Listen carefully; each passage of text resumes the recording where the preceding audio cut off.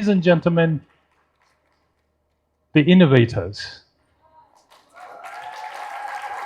A new initiative is set to revolutionize Uganda's education system through innovation. The launch event brought together government, private sector and education leaders to discuss a bold plan to make learning more inclusive and accessible across the country.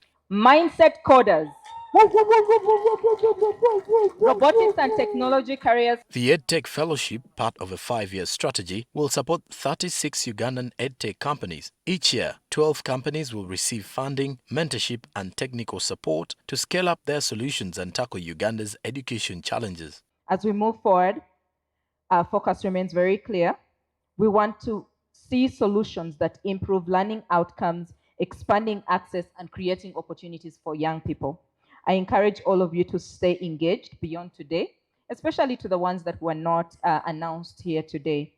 Let us continue these conversations, build partnerships, and support the innovators who are shaping the future of education.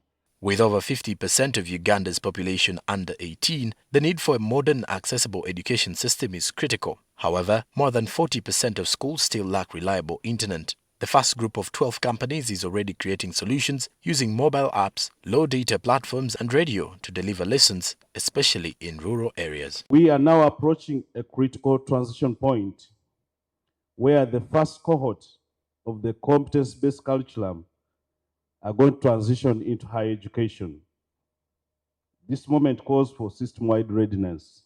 As the ministry, we have issued a clear directive to all universities and tertiary institutions to review and align their curricula, pedagogy, assessment systems with the principles of competence-based education and training.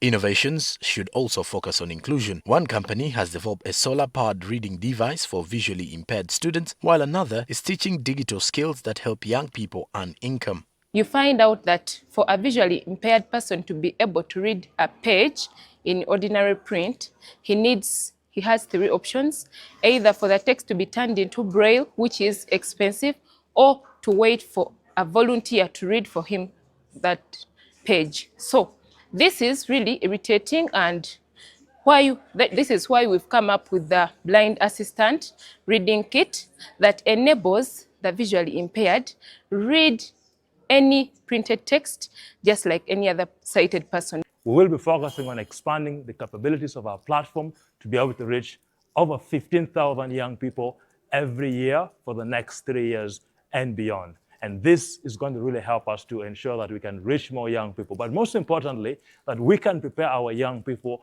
for what we're calling the intelligence age. AI today, or artificial intelligence, is disrupting a lot of jobs, and ensuring that our young people have the skills to be able to compete globally in this changing employment landscape is very, very critical. Moreover, programs are preparing students for careers in science and technology, with robotics training, career guidance and hands-on science kits in schools. Organizers say the EdTech Fellowship will not only bridge gaps in education, but will also track its impact to guide future policy development and investment in the sector. Based on the study that we have done, we've noticed that a lot of the access is in Kampala, or the central region. And that can be attributed to the fact that in Kampala, the economic power of parents in Kampala is much better.